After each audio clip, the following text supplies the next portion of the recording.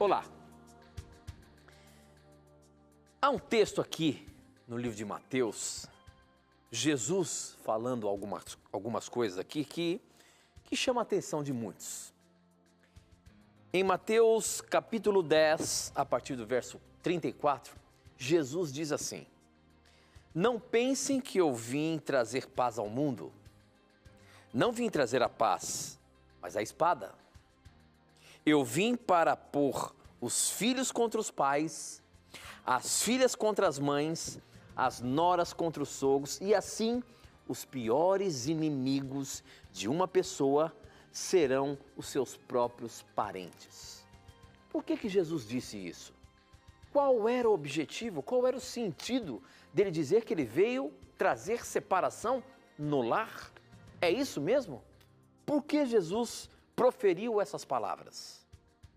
Esta e muitas outras questões você vai acompanhar agora, pois está no ar, Na Mira da Verdade.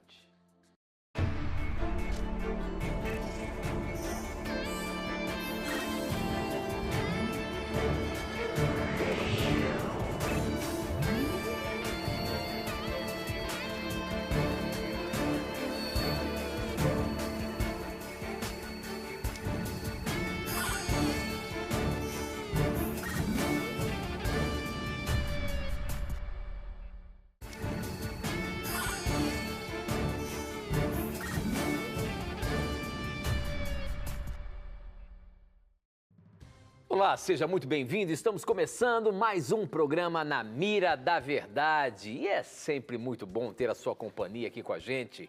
Muito obrigado por você já estar aí acompanhando o programa. Você vai fazer o programa de hoje, hein?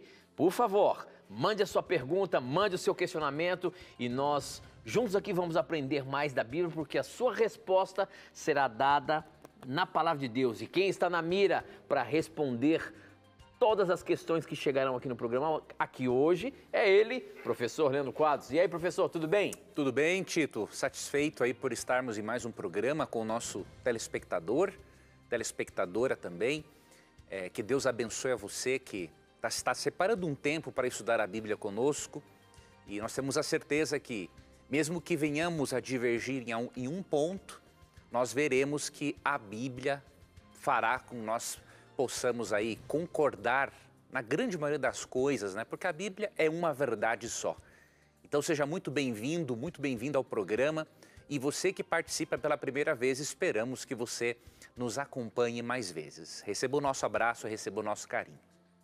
Deixa eu fazer uma pergunta para o professor aqui. Será que o professor não fica com um friozinho na barriga a cada programa? Afinal de contas, ele não sabe qual será a pergunta que vai chegar aqui. E aí, professor, não fica com aquele friozinho na barriga, não, a cada programa? Fala aí pra gente.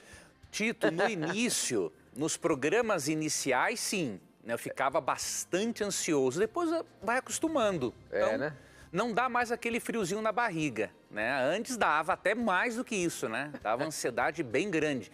Mas depois Deus vai ajudando, Deus vai capacitando, e aí você vai pegando experiência, né? E aí tu fica tranquilo. Afinal de contas, já são 12 anos, né, professor? 12 anos de programa, né? Aí você já fica com a casca mais grossa, diríamos assim, né? Muito obrigado a você que acompanha o programa, muito obrigado a você que durante todos esses anos tem dado a sua audiência e juntos temos aprendido a Palavra de Deus. Esse é um programa de perguntas e respostas bíblicas ao vivo, né? As mais diversas questões de você, telespectador, que nos acompanha e que manda suas perguntas para a gente, né? Essa aqui que nós estamos abrindo o programa foi de uma pessoa que mandou. Quem mandou foi a Cláudia, é isso? Isso, Cláudia Alázaro. Acho que é isso o sobrenome dela. Ela mandou essa pergunta pelo Instagram e a pergunta dela foi feita da seguinte forma. Em Mateus 10, de 34 até o 36, Jesus diz que veio trazer a espada e causar divisão entre os familiares. A presença de Jesus não une a família? Por favor, pesca a minha pergunta. Parabéns pelo programa. E é isso mesmo que a gente sabe. É lógico que quando Jesus entra no lar, há uma transformação, há uma mudança na família, há uma mudança na pessoa. Somos diferentes. Só que aqui a palavra de Deus em Mateus, O próprio Jesus está dizendo que veio trazer a espada, e a espada nada mais é do que pôr os filhos contra os pais, as filhas contra as mães, as noras contra as sogras, enfim, uma separação, uma bagunça na família. Professor, qual o sentido de Jesus proferir essas palavras dizendo que iria trazer divisão na família? Veja, a história nos mostra, e até a realidade presente, que quando Jesus entra em uma família, essa família muda drasticamente para melhor. Mas a história e a realidade também mostram que quando Jesus entra numa família em que apenas um ou alguns o aceitam como Salvador, aí é que mora o problema. Jesus, quando alguém aceita Cristo e um outro familiar não aceita, ambos vão passar a pensar de uma maneira muito diferente. E, obviamente, que os desentendimentos virão. Jesus, ele não força a porta do coração de ninguém para ele entrar. Ele pede, eu costumo dizer que o coração tem uma porta com uma maçaneta apenas pelo lado de dentro. Só nós podemos abri-lo, sobre a influência do Espírito Santo. E em Apocalipse 3:20, Jesus diz assim: eis que estou à porta e bato. Se alguém ouvir a minha voz e abrir a porta, entrarei em sua casa e cearei com ele e ele comigo. Então há uma condição para Jesus fazer parte da casa, fazer parte da vida de uma pessoa, da vida de uma família. Todos devem abrir a porta do coração. Mas quando isso não acontece, é mais do que natural existirem as divergências, né? Então, o propósito de Cristo jamais foi causar separação nas famílias. O que ele falou aqui foi de algo inevitável. Considerando que muitos familiares não aceitariam a Cristo como Salvador, a história nos mostra que familiares até perseguiram outros familiares por causa do Evangelho. Eu me lembro numa época em que, quando eu dava estudos bíblicos de casa em casa, de uma moça que o pai ameaçou ela: se você batizar-se, você vai ser mandado embora de casa. E foi o que aconteceu. Ela batizou-se, entregou a vida a Jesus, chegou em casa quietinha, sempre respeitando os pais, mas o pai deu uma surra nela tão grande, e além da surra, né, que deu na menina, a menina foi expulsa de casa, e aí irmãos da igreja a acolheram, né, e ela foi morar com uma outra família. Então você percebe, a culpa não é de Jesus, não é do Evangelho, é do coração duro de alguns familiares que não deixam Jesus entrar.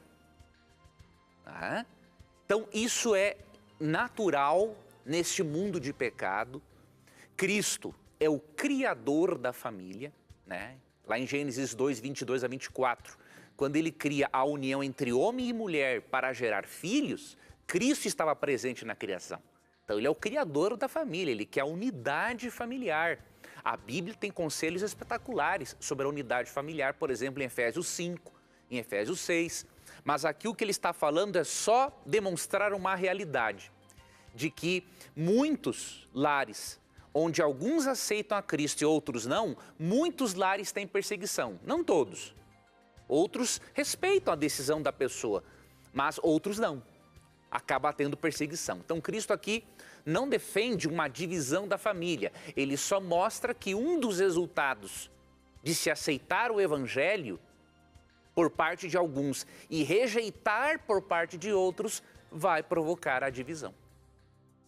Ok, entendido, professor. Muito bem. E olha, essa e muitas outras questões a gente, quando começa a ler a palavra de Deus, acaba se deparando. Dúvidas que, quando lemos à primeira vista, parece ser muito estranho, né? Pode ser complicado, falar, mas que Deus é esse, né? Mas quando a gente tem a explicação, pegando um pouco aqui, um pouco ali, a gente consegue ver que Deus tem um propósito para todas as coisas. Olha, para você participar do programa hoje, você pode mandar a sua pergunta por SMS, nosso número é 12 981510101. Por que SMS? SMS é a forma que você tem rápida e prática de mandar aqui. Através do WhatsApp, nós temos uma forma de você mandar a sua pergunta por vídeo. E depois eu vou falar para você como que você faz isso. Mas a pergunta por texto, mande através do nosso SMS, tá bom? Você pode também mandar através do nosso Facebook. Nós estamos transmitindo o programa também pelo Facebook, ao vivo.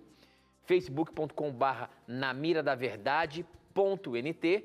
E você pode mandar também pelo nosso Instagram, @namiradaverdade. Eu sempre faço um videozinho antes de começar o programa para que você possa colocar as suas perguntas ali, já ter um meio pelo qual você pode já antecipar as suas perguntas. Então, você pode entrar nesses videozinhos aí agora, se você quiser, e coloque a sua pergunta lá que a gente pega na hora, tá? Eu pesquei uma pergunta aqui no SMS.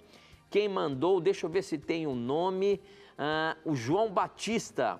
O João Batista, ele é evangélico da Assembleia de Deus em Ribeirão, Pernambuco. E ele diz o seguinte, professor, gostaria de saber se há uma base bíblica para o catolicismo afirmar a existência do purgatório. E parabéns pelo programa. Então, essa doutrina do purgatório que a Igreja Católica tem, professor, tem uma base bíblica para isso? Realmente a doutrina não tem base bíblica, né? A base católica para essa doutrina é muito mais na tradição da igreja do que na própria Bíblia. Óbvio que alguns poucos textos, não é, são usados em favor dessa doutrina, mas esses textos nada dizem a respeito, nem o conceito aparece no texto, né? Quanto mais o nome do purgatório. Mas o nome não é o maior problema, o detalhe é que não aparece nem o conceito de purgatório na Bíblia, né? Então tem a ver com a tradição da igreja. Na verdade a Bíblia ensina o contrário. Por que não pode existir o purgatório?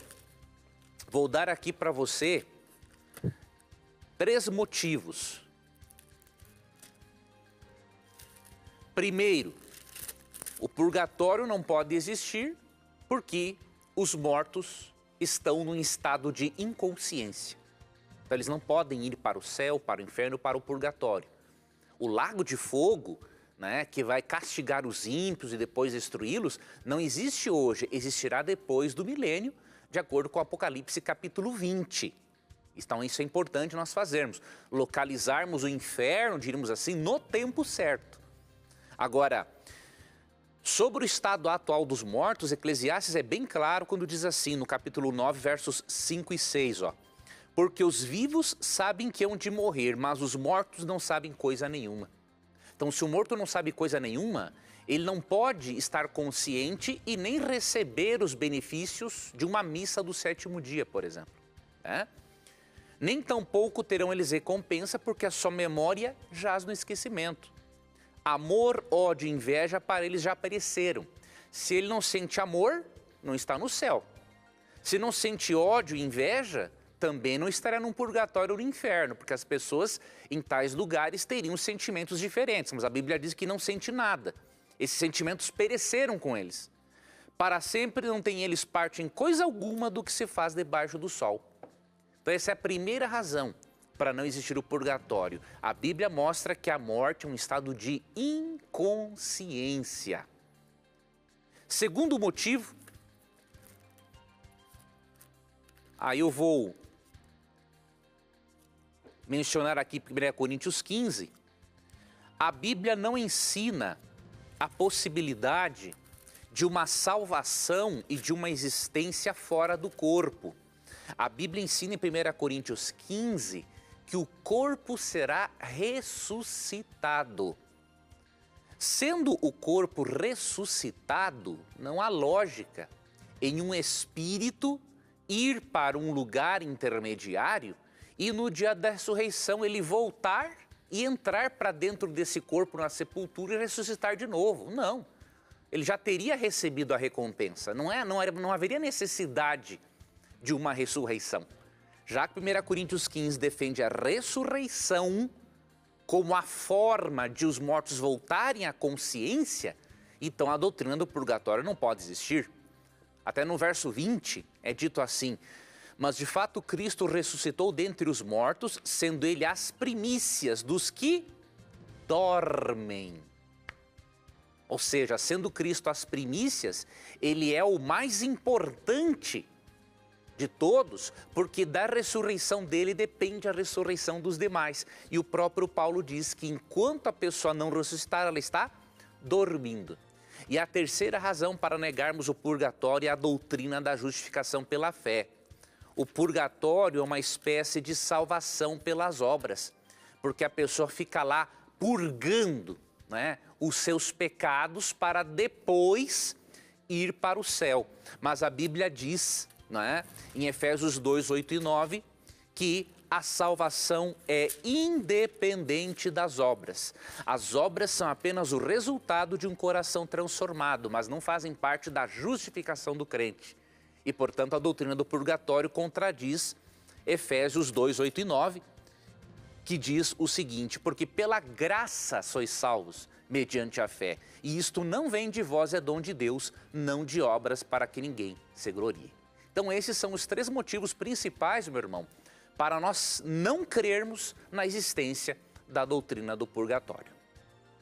Muito bem, muito bem. Agora eu vou pegar uma pergunta aqui do nosso Instagram. Participe aí, mande a sua pergunta pelo Instagram, @namira-da-verdade. Quem mandou essa foi a Karen. Obrigado, Karen, pela sua participação, viu?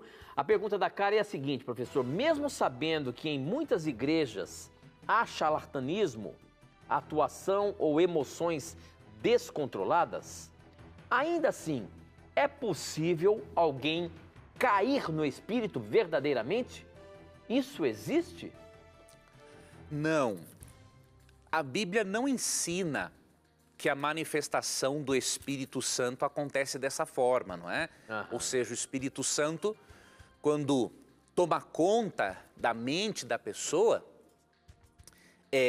ele não faz a pessoa ter esse tipo de reação excêntrica.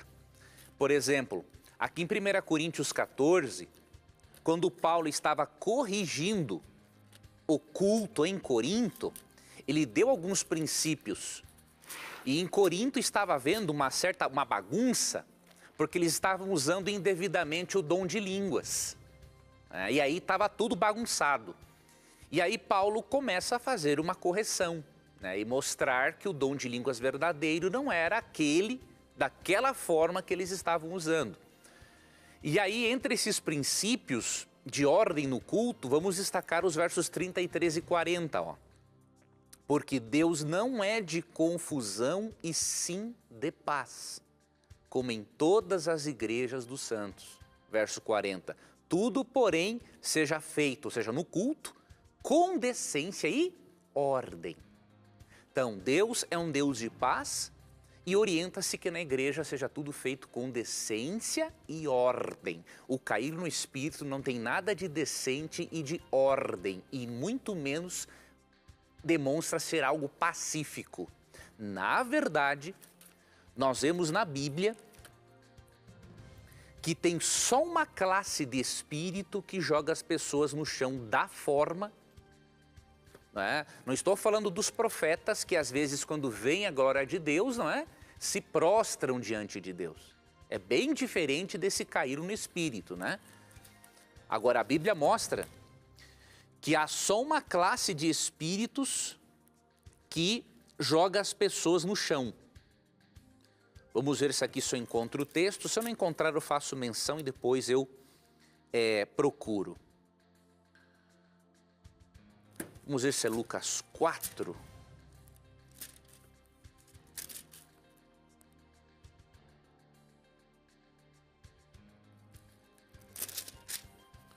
Vamos ver aqui, Lucas 6, Lucas 7.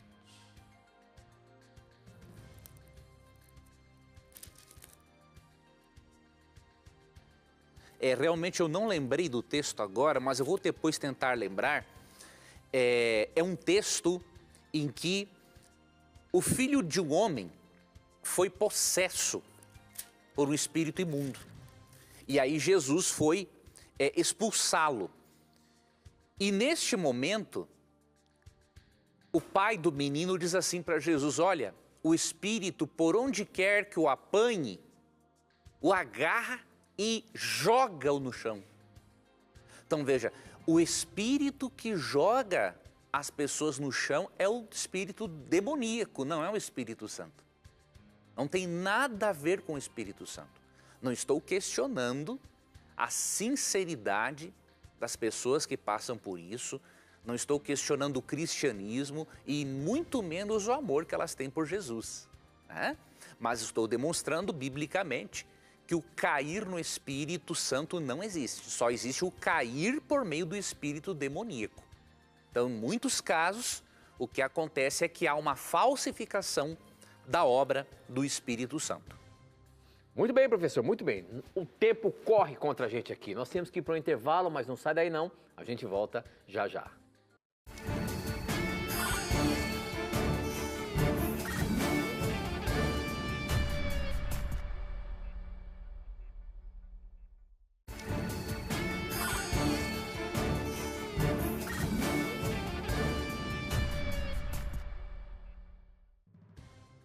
Já estamos de volta e eu quero abrir esse bloco oferecendo para você o nosso curso bíblico aqui do programa Na Mira da Verdade. Você vê aí na programação da Novo Tempo que você tem vários cursos bíblicos para fazer aqui com a gente, né? São cursos bíblicos gratuitos, vários temas. O que nós apresentamos aqui no programa Na Mira da Verdade é esse aqui, ó, Verdades para o Tempo do Fim. Nós estamos vivendo sim no tempo do fim.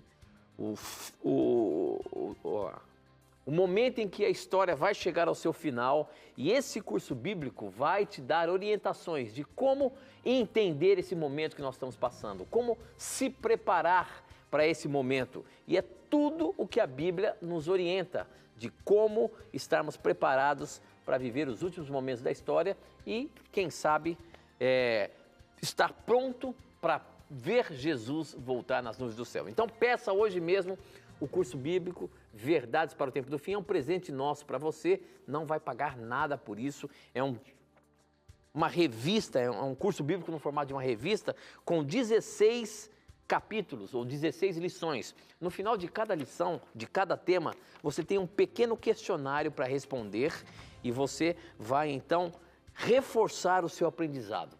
Peça agora mesmo, é de graça, você não vai pagar nada por isso, graças ao projeto Anjos da Esperança. Peça agora mesmo, entrando em contato através do nosso blog, novotempo.com/Na Mira da Verdade, ou no horário comercial, você pode ligar para a gente, 0 operadora 12 21 27 3121, tá bom? Peça Verdades para o Tempo do Fim, um presente para você. Professor, uma pergunta que chegou aqui no nosso Facebook é desafiadora para você, hein? Olha só o nome aqui não é um nome, é um codinome, não dá para saber quem é que mandou, mas ele pergunta o seguinte: por que não pregam a verdade sobre o dízimo que está elencado em Deuteronômio 14, de 22 a 29? Quero ver um homem de coragem de pregar a verdade sobre os dízimos que estão elencados neste livro, Deuteronômio. Então eu abri aqui no intervalo, a hora que eu vi essa pergunta, Deuteronômio 14, a partir do verso 22, o tema desse trecho da Bíblia diz, a lei dos dízimos. E começa a falar aqui uma série de coisas, inclusive fala num texto aqui que ele está falando sobre a colheita, né, professor? A 10ª parte de todas as colheitas, e levem até o lugar que o Senhor nosso Deus tiver escolhido para nele ser adorado. Ali na presença do Senhor nosso Deus, comam aquela 10ª parte dos cereais, do vinho, do azeite e também a primeira cria das vacas, das ovelhas. Faça isso para aprender a temer a Deus para sempre. E vem falando uma série de coisas, inclusive fala se o local é longe, onde você vai levar a 10ª parte da sua colheita, então venda isso e aí compra carne, compra bebida e festeje. Então, eu não sei o que ele está querendo falar sobre o dízimo aqui. Qual a explicação que você dá sobre o que ele desafiou aqui, ó? Quero ver um homem de coragem de pregar a verdade sobre os dízimos de Deuteronômio 14, 22 a 29. Veja, primeiro, esse irmão está equivocado porque existem tantos comentários, né, escritos por especialistas que explicam Deuteronômio 14, tantos pastores que pregam a respeito do assunto, tem muitos homens de coragem que falam sobre o tema. Por que não falaria sobre o tema? Sinceramente, eu não sei o porquê desse sensacionalismo da sua parte, né? Por que uma pessoa não teria coragem de pregar Deuteronômio 14, 22 em diante? O que a pessoa não pode fazer, e que o irmão está fazendo, é selecionar um texto sobre o dízimo, né? Se você quer entender um tema, você seleciona todos os textos possíveis sobre aquele tema. E aí depois você chega a uma conclusão. Agora, se você tem uma conclusão, você tem uma opinião pessoal acerca do dízimo com base apenas em um texto, tenho que lhe dizer a verdade, a sua compreensão está muito pequena acerca do assunto, porque você está baseando-se em um texto. Primeiro, o que nós aprendemos aqui em Deuteronômio? Que não somos nós quem administramos o dízimo. Se você ler o verso 22, diz assim: certamente darás os dízimos de todo o fruto das tuas sementes que ano após ano se recolher do campo. Então isso aqui era levado para o templo. Então o ser humano não tem autorização de administrar o dízimo. Aqui Deus tinha incumbido os levitas.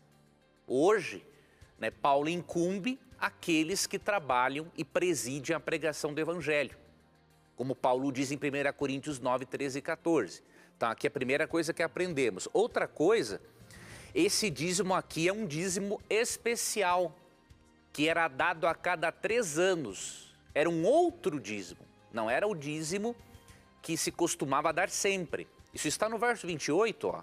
Ao final de cada 3 anos, tirarás todos os dízimos do fruto do 3º ano e o recolherás na tua cidade. Então virão o levita, o estrangeiro, o órfão e a viúva que estão dentro da tua cidade e comerão e se fartarão, para que o Senhor teu Deus te abençoe em todas as obras que as tuas mãos fizerem. Então nós vemos aqui um dízimo que era dado no 3º ano e era uma oferta especial para os levitas e para os pobres. Ou seja, havia um segundo dízimo, diríamos assim, entre eles, né? Então havia o dízimo natural e um segundo dízimo para o levita e para os pobres, né? Então alguns comentaristas pensam que isso aqui deveria ser praticado hoje, outros pensam que não é hoje tão possível porque a sociedade não é mais tão agrícola como era no passado, né? Então cada pessoa decide por si mesma, né, se dá ou não esse segundo dízimo. Agora, não entendo por que não ter coragem de pregar sobre esse assunto, né? Tem tantos comentários bíblicos no mundo, né, que falam sobre o texto, então tem muitos comentaristas de coragem e pastores que pregam também. Muito bem, professor. Aqui no nosso SMS, o pessoal mandando bastante pergunta. Obrigado por você estar mandando. Não desista. Talvez a sua pergunta não seja pescada hoje, mas não desista, não. São as suas perguntas que vai nos ajudar a fazer o programa e muitas pessoas vão aprender através das suas questões. Então, continue mandando as suas dúvidas para a gente. Essa aqui veio lá de Belém de Maria, no Pernambuco. Quem mandou foi o G. Anderson. E a pergunta dele é a seguinte: boa noite, professor Leandro, Tito, acompanho toda semana o programa Na Mira da Verdade. Gostaria que me tirasse uma dúvida. A única maneira, professor, que devemos orar é de joelhos ou também podemos orar sentado, de pé, de alguma outra forma? A Bíblia nos orienta que devemos orar apenas de joelho? É isso, professor? Não, isso é um mito, né? Antes de eu explicar isso, só queria dizer, quando eu mencionei, né, que o cair no Espírito, não existe o cair no Espírito Santo, mas é um espírito demoníaco que joga as pessoas no chão, eu tinha esquecido do texto, no intervalo eu encontrei o texto, é Marcos 9, 17 e 18.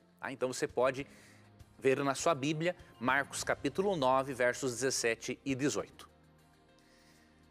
Sobre a oração ser apenas de joelhos, a Bíblia não ensina a respeito disso. Não há nem esta ênfase. Por quê que não há esta ênfase? Porque Deus quer que nós oremos sempre, né?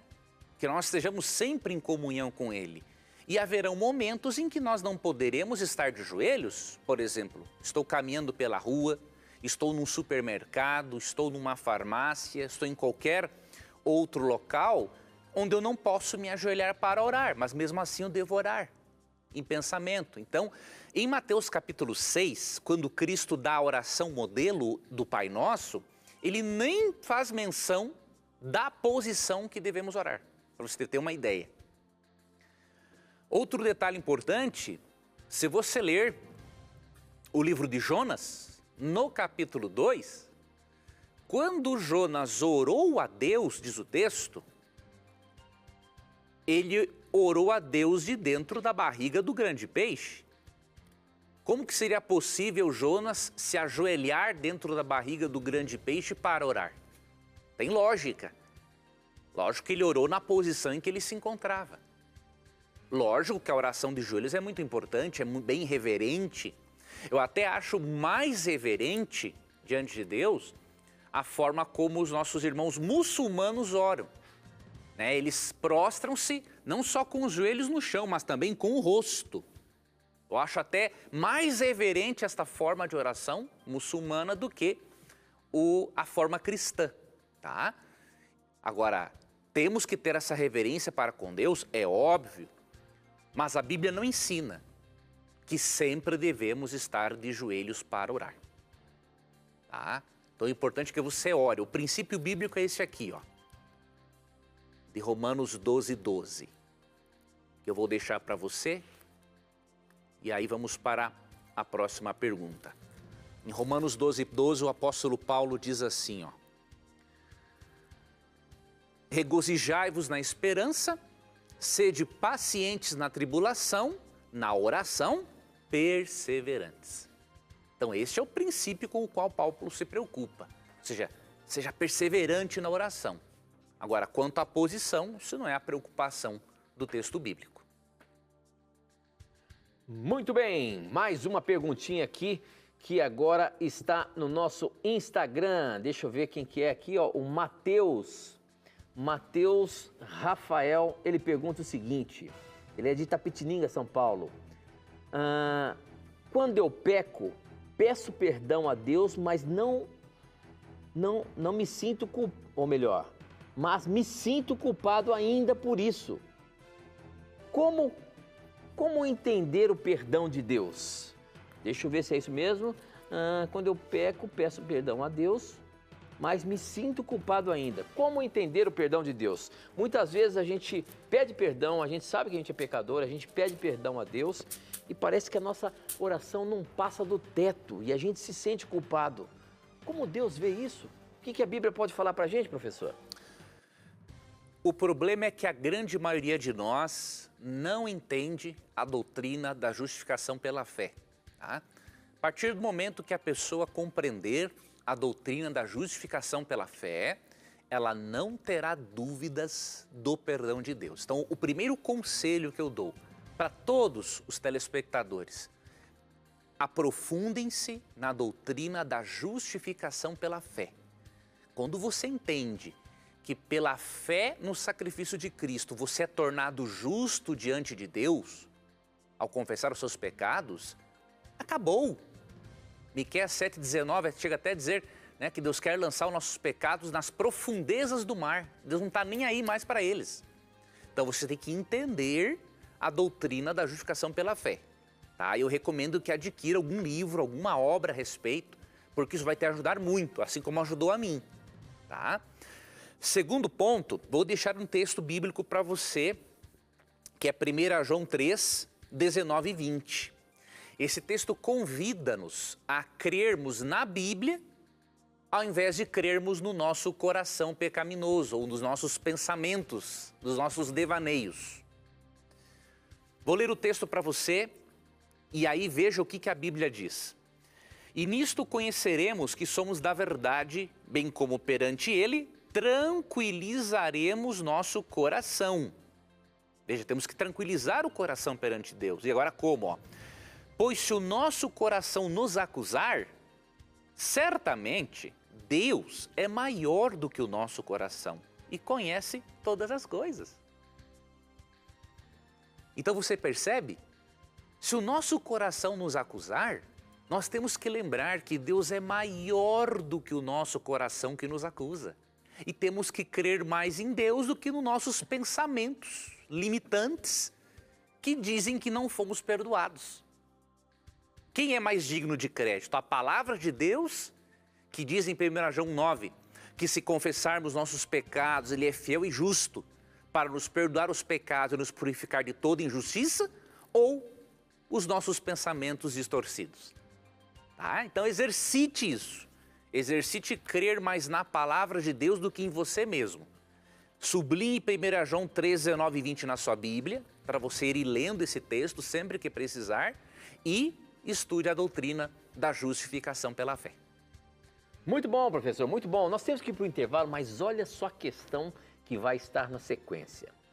Qual a função e existência de um santuário celestial antes do pecado existir? A Bíblia diz que no céu há um santuário.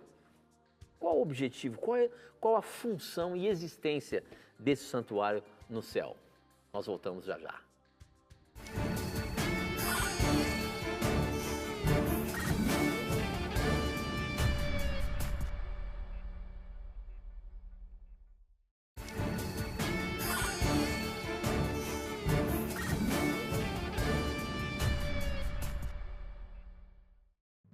Já estamos de volta ao vivo e a pergunta que ficou em aberto aqui é uma pergunta muito boa, hein? Quem mandou foi o Érico Farias. Obrigado, Érico, pela sua participação. A pergunta dele é a seguinte: qual a função e existência de um santuário celestial antes do pecado existir? Então a pergunta que eu faço para você, primeiramente, é a seguinte, professor.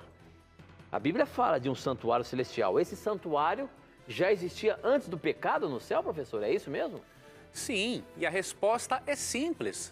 Antes do pecado, a função do santuário era servir de morada para Deus, né?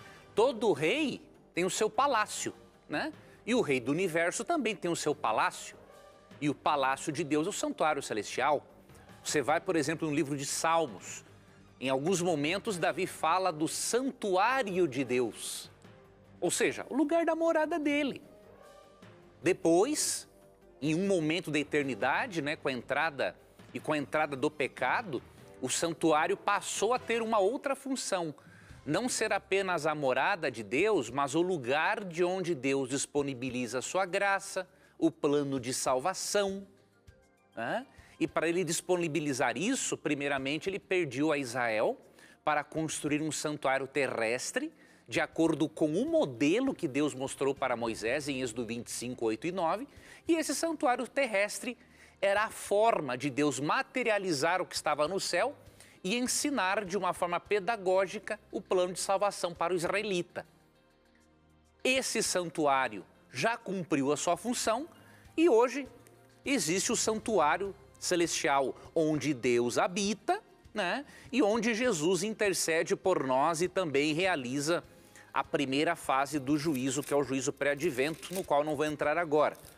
E aí Hebreus 8, 1 e 2 diz assim: ora, o essencial das coisas que temos dito é que possuímos tal sumo sacerdote que se assentou à destra do trono da majestade nos céus, como ministro do santuário e do verdadeiro tabernáculo que o Senhor erigiu, não o homem. Então, é o lugar da habitação de Deus, mas também tem a função de ensinar sobre o plano de salvação. E de lá Deus disponibiliza o seu plano de salvação.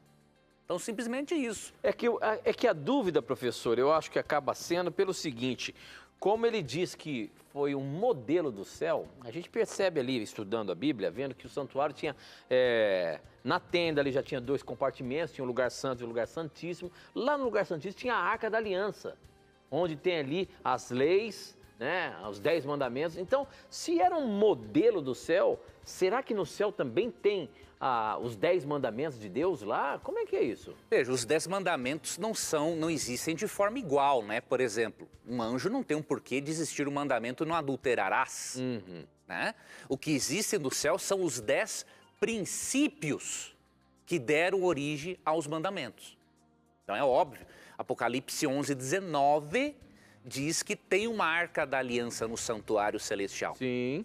Então, se tem essa Arca da Aliança, é óbvio que existem 10 princípios de ordem moral com os quais Deus governa o universo. Só que esses princípios não são iguaizinhos aos 10 mandamentos. O princípio é o mesmo, está por trás dos 10 mandamentos e da lei do céu, mas não é igualzinho, né? Porque, por exemplo, para um anjo não se aplica o mandamento não adulterarás, o anjo é assexuado. Né? Um anjo não se aplica o mandamento não adorarás outros deuses. Né? E os vários outros mandamentos, honra teu pai e tua mãe, também não se aplica a eles. O que existe no céu são os 10 princípios originais e eternos que deram origem aos 10 mandamentos. Ok, muito bem. Falando em anjos, deixa eu ver se eu acho aqui, ó. Eu naveguei por uma pergunta falando sobre anjos aqui. Deixa eu ver rapidamente se eu consigo achar aqui. Já que você citou anjos aí, tem uma pergunta sobre os anjos aqui, as classes de anjos. Só um pouquinho, professor. Vamos ver se eu acho aqui, se está no Facebook ou está no Instagram. Aqui, ó. Quem mandou foi o Bruno Jefferson. A pergunta do Bruno é a seguinte: anjos, arcanjos, querubins, serafins, qual a diferença entre eles? E nós temos a mesma importância deles? E eles são a imagem e semelhança de Deus como nós? Eles tiveram uma provação de fidelidade ao Senhor como Adão e Eva? Gosto muito do programa Na Mira da Verdade. Sou da cidade de Goiânia. E aí, professor? A pergunta do Bruno: as classes de anjos, existe diferença entre eles? Qual a importância disso? E eu acho que o principal aqui é saber se nós temos a mesma importância deles e se eles são também criados à imagem e semelhança de Deus, como nós fomos. Vamos começar pela última parte. Com certeza eles também foram criados à imagem e semelhança de Deus. Agora, não igual a nós, né, porque nós somos seres sexuados e Mateus 2,30 diz que os anjos não se casam e não se dão em casamento. Né? Os anjos aparecem na Bíblia como seres pessoais. É por isso, então, quem sabe a ideia de que eles foram feitos à imagem e semelhança de Deus? Sim, foram feitos à imagem e semelhança de Deus, mas não como nós. São outra classe de seres, outras criaturas. Tá?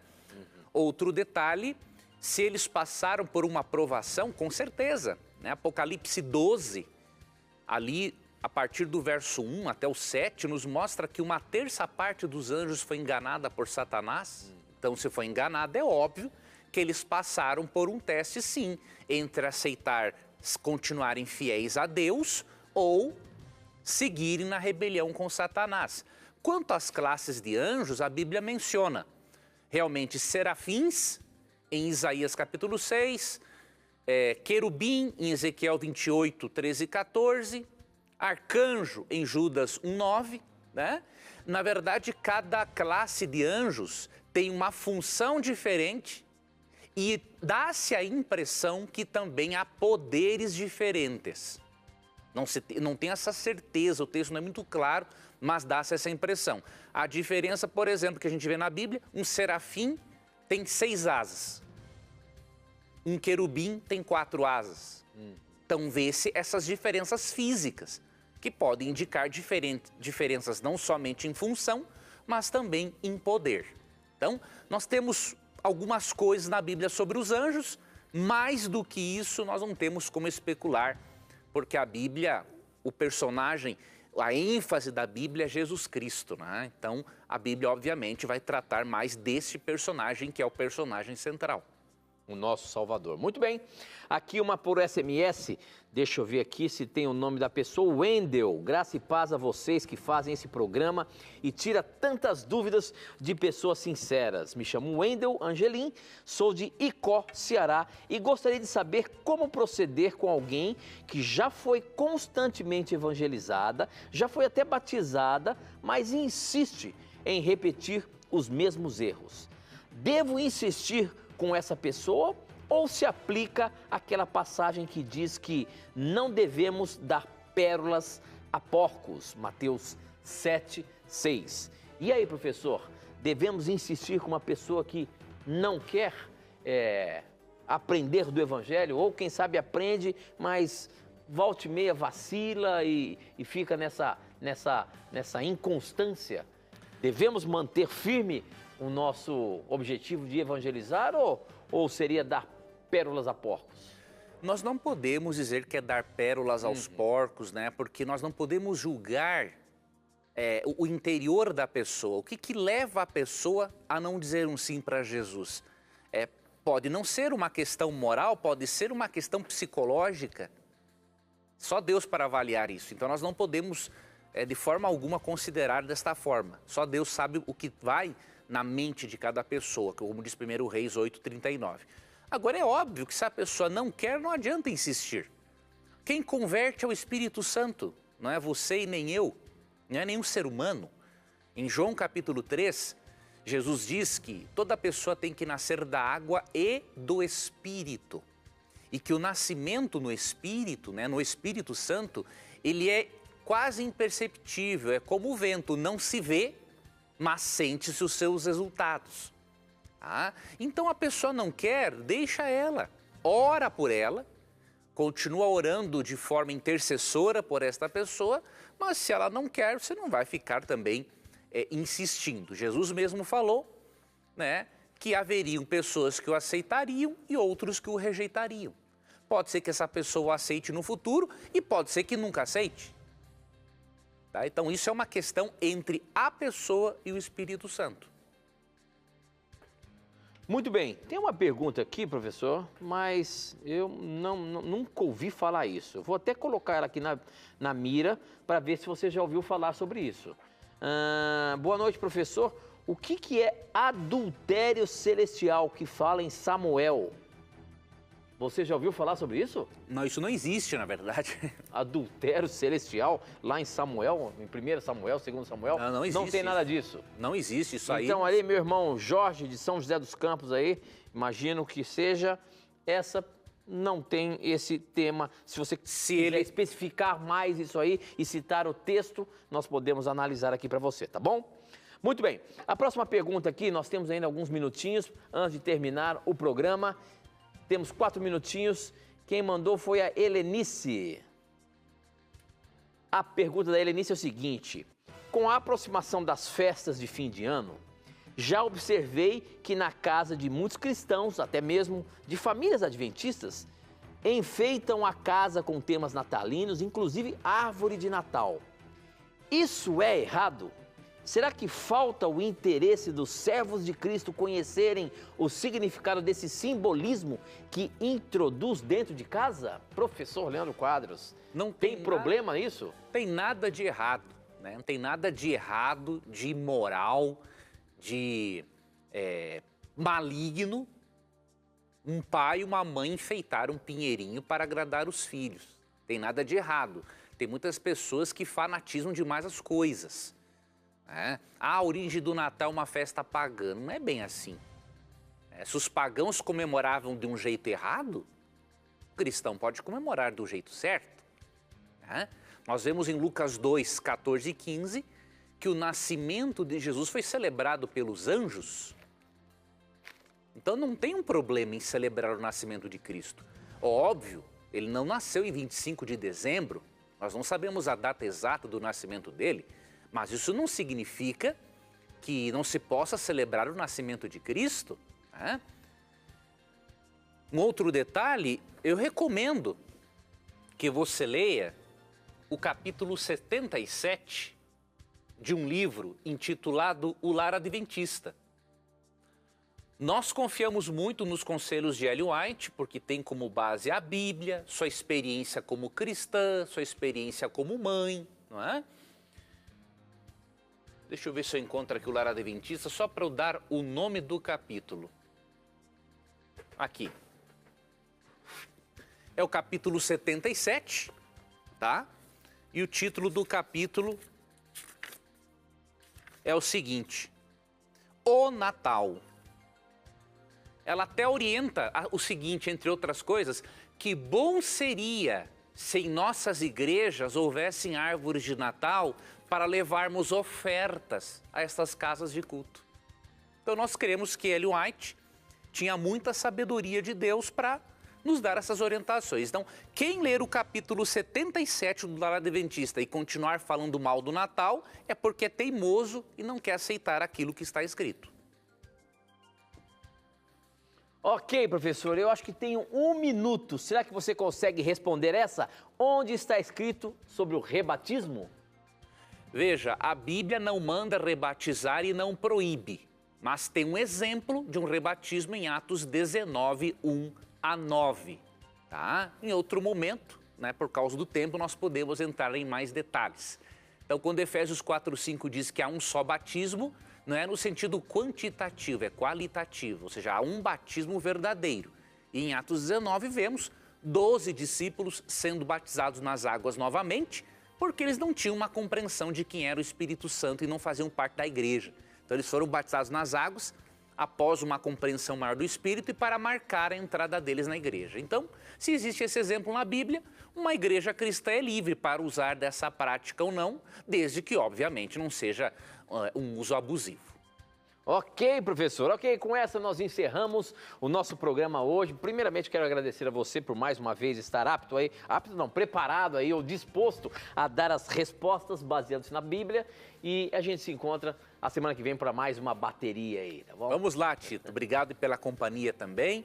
Que Deus guarde a você, telespectador e ouvinte, que a graça dele seja sentida em sua vida e que você nunca se esqueça que sempre que você tiver a coragem de perguntar, a Bíblia terá a coragem de lhe responder. Aqui você já sabe, sempre as suas perguntas, os seus questionamentos estarão na mira da verdade. Até o nosso próximo encontro. Tchau!